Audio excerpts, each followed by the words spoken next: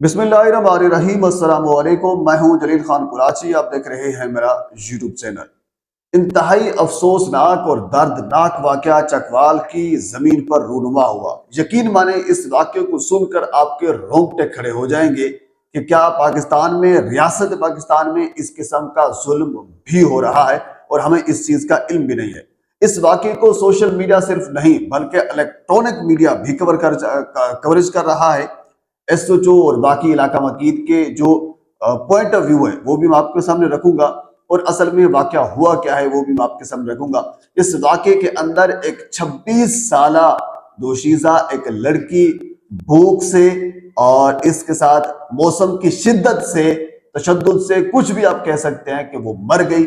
मारा किसने है? अपने सगू ने, अपने रिलेटिव्स ने, अपने तायाजात भाइयों ने, अपने ताया के बेटों ने, अपने कजन्स ने, आप ये कह सकते हैं।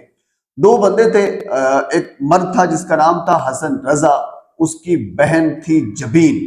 ये दोनों पिछले 2 साल से एक हवेली के अंदर कैद थे।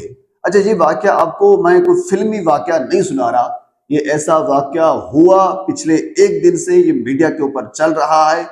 चकवाल के अंदर का वाकया है और बिल्कुल सच्चा वाकया है, आपको रोंगटे खड़े कर देगा। मगर एक खत मौसूल होता है थाना नीला जो चकवाल के अंदर है।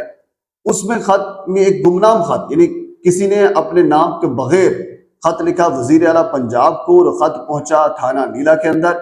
उसमें यह कहा गया था कि एक लड़का जिसकी उम्र तकरीबन को 30-35 साल है, और हसन रजा उसका नाम है, उनकी बहन जिनकी उम्र तकरीबन कोई 20-25 साल है और उनका नाम है जबीन, वो इस वक्त फला जगह के ऊपर एक हवेली है, उस हवेली के अंदर पिछले 2 साल से कैद है। ना उनको खाना दिया जाता है और ना उनको कुछ और दिया जाता है। इलाका मकीन जो हैं, इलाके के जो लोग हैं, वो अपनी मदद आपके तहत उनकी मदद कर देते हैं, क्योंकि जिन शख्सियात ने उनको कैद कर रखा है उनका इलाके के अंदर इतना रोब और दबदबा है कि इलाके का कोई बंदा ये जुर्रत नहीं कर सकता कि अपनी मुद्दत में वो खत लिख दे, वो अपनी मुद्दत में कोई एफआईआर लॉन्च कर दे। वो जो मुतलका थाना है या मुतलका जो भी कानून नाफिज करने वाले इदारे हैं उनके अंदर जाकर इस चीज को आशना कर दे कि ऐसा जुल्म भी हो रहा है। पर गुमनाम खत हुआ। गुमनाम खत मिला पुलिस को 1 फरवरी 2025 को, और उसके बाद फिर पुलिस ने तकरीबन कोई 10-12 दिन इस चीज के ऊपर इंतजार किया। हालांकि इसके ऊपर एतराजात उठ रहे हैं कि पुलिस ने 10-12 दिन इस चीज को इन्वेस्टिगेट क्यों किया, इतनी देर क्यों की। 12 दिन के बाद पुलिस ने उस मकाम के ऊपर रेड किया जहां से एक मर्द मिला जिसकी उम्र 30-35 साल थी, जिसका नाम हसन रजा था, और वहां से एक उसके साथ ही दूसरे कमरे में एक खातून मिली जिसकी उम्र 20 से 25 साल थी। इंतहाई कमजोर वो हो चुकी थी और वो मर चुकी थी। भाई को नहीं पता था कि उनकी बहन जिंदा है या फिर मर चुकी है, और बहन को नहीं पता था कि उसका भाई जिंदा है या मर चुका है। दोनों अलग अलग कैद थे। और इवन के एसओचओ ने यह कहा है कि जो हवेली का जो बाहर का मेन गेट था, उस गेट को बाहर से ताला लगा हुआ था। जो अंदर के कमरे थे उन कमरों को कुंडी जिसे कहते हैं वो लगी हुई थी, ताले अंदर नहीं थे, ताले बाहर का जो मेन गेट था उसको लगा हुआ था। पर पुलिस ने वहां से उस खातून की लाश को उठाया। लाश को उठाने के बाद उसका पोस्टमार्टम करवाया, उसके बाद फिर उसकी तदफीन करवाई। इसी तरह जो शख्स वहां से मिला, हसन रजा उसका नाम है, उसको उठाकर उसको मजिस्ट्रेट के सामने पेश किया, और उसके बाद फिर उनका इलाज मुआवजा जो कुछ यानी कानूनी जो तौर तकाजे हैं वो पूरे किया जा रहा है। अब मैं आपके सामने रखता हूँ स्टोरी असल में है क्या।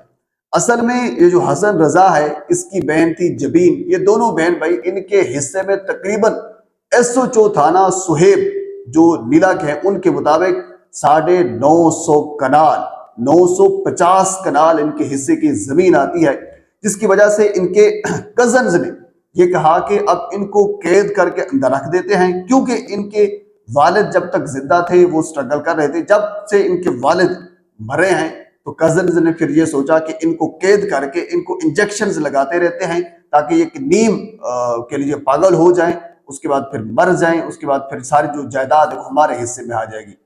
बेचारी वो बेटी हमारी बहन वो मर चुकी थी, جس کو قتل کیا ان کزنز نے۔ اچھا، اس کزن کو ایک کو گرفتار بھی کیا گیا ہے جس کا نام ہے حاجی اصغر۔ آپ اندازہ کریں حاجی صاحب کے کام کردار، جو مرکزی ملزم ہے، مجرم ہے اس پورے گھناؤنے کھیل کا، جس سے اللہ معاف کرے انسانیت شرما آ جاتی ہے۔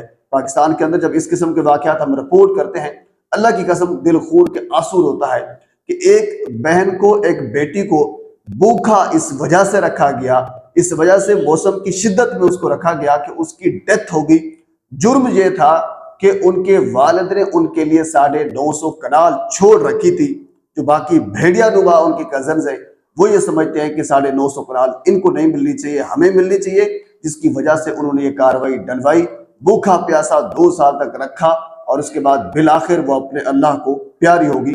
آپ اندازہ کریں، آپ تھوڑا سا امیجن کریں، جب وہ مر رہی ہوگی، جب وہ بستر مرگ پر ہوگی، جب وہ اپنی موت اور زندگی کی کشمکش میں ہوگی، وہ ہماری بہن جس کے نام جبین ہے، وہ کیا سوچ رہی ہوگی، اور وہ اس کی زبان پہ کیا الفاظ ہوئے ہوں گے، علاقہ مکین کے لیے بھی، ہمارے لیے بھی، اور قانون نافذ کرنے والے اداروں کے لیے بھی، اور جو ظلم کر رہے ہیں ان کے لیے بھی۔ لیکن جو ظلم کرنے والے ہیں انہیں کچھ نہیں سوچا، اور نہ ہی کچھ انہوں نے دیکھا کہ اس کا کیا جواب آئے گا اور کیا کچھ آئے گا۔ جو کچھ ان کو لگتا تھا وہ یہ کرتے رہے۔ پر پولیس نے ایف آئی آر درج کر لی، جو مرکزی ملزم حاجی انصر صاحب تھے ان کو گرفتار کر لیا، اور اس کے بعد پھر ان کے بھائی ہیں اشتیاق اور اشرف، ان کے خلاف بھی کارروائی کا آغاز باقاعدہ کر دیا گیا ہے۔ پولیس چھاپے بھی مار رہی ہے، اب ان کو گرفتار کر کے قانون کے حوالے کیا جائے گا۔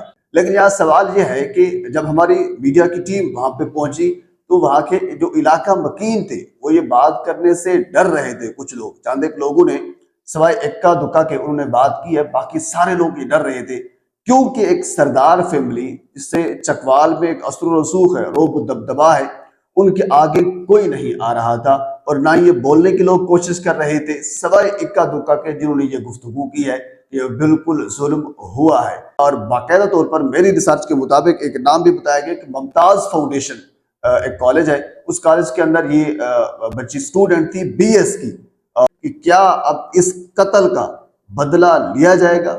ریاست کی مدعیت میں مقدمہ تو درج کر دیا گیا ہے، کیا اس کو منطقی انجام تک پہنچا دیا جائے گا، یا پھر جو ہمارے قانون نافذ کرنے والے افسران ہیں ان کو کچھ لالچ دے کر یہ معاملے کو رفع دفع کر دیا جائے گا، یا پھر ان کو ڈرا دھمکا کر، یہ بھی تو ہوتا ہے، ظاہر سی بات ہے، ڈرا دھمکا کر بھی معاملے کو رفع دفع کیا جا سکتا ہے۔ حسن رضا اس وقت جو نیم پاگل ہو چکا ہے، کیا اس کا علاج ممکن بنا کر ان کو اپنی اصل زندگی میں واپس لا کر وہ ساری چیزیں جس کی وجہ سے ان کے اوپر ظلم کیا گیا ہے، کیا ان کو واپس مل سکیں گی؟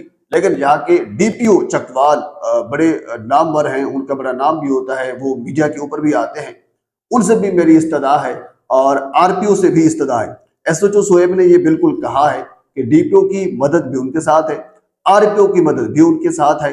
جب ایس ایچ او بھی کو پتا ہے، ڈی پی او کو پتا ہے، آر پی او کو پتا ہے، پھر سارے فیکٹر کو پتا ہے کہ یہ ظلم ہوا ہے، جنہوں نے یہ ظلم کیا ہے ان کو گرفتار بھی کیا جا چکا ہے، تو پھر دیر کس چیز کی ہے؟ پر اس کیس کے حوالے سے انتہائی تہلکہ خیز جو انکشافات تھے اور بھی ہیں، وہ اگلی ویڈیو کے اندر آپ کے ساتھ میں ضرور شیئر کروں گا۔ ایک مرتبہ آپ سے گزارش ہے میرے چینل کو سبسکرائب کر دیں تاکہ آنے والی ہر انفارمیٹیو ویڈیو آپ تک پہنچ سکے۔